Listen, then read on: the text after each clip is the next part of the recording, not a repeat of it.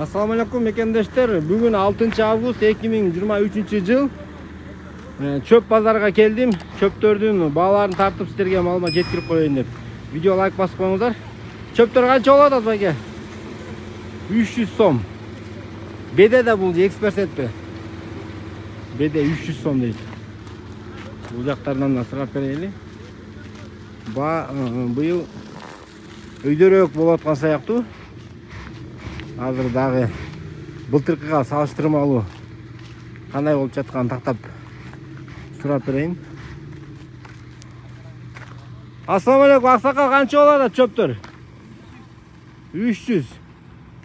Самандарчы? Саман 150.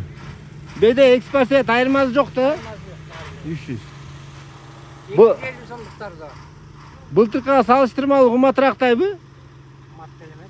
Былтыр деле 300'төн башталды эле.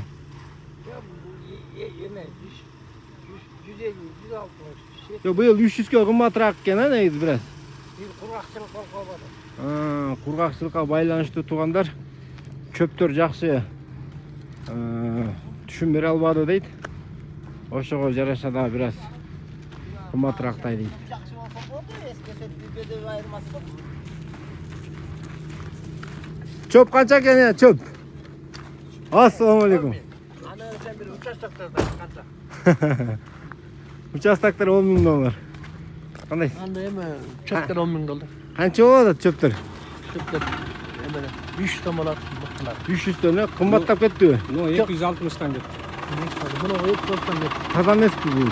260. Патчет топот. Муну Паштеттер 260. Сас чөптөр канча? 260'tan кетти. Канчадан? 230. 230'тан. Таза беде 300'tan кетти.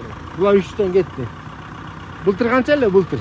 Билбейм. Былтыркы менен быйылкы эч эсептешпейт. Жок, кымбатыраактайбы? Билбейм. Өттү кетти. Жок, туугандар. Номеріңізді айтып қойыңызшы. 073 78 99 63. Чөп керек болды, ушуга чалсаңыздар да жеткирип берет туугандар.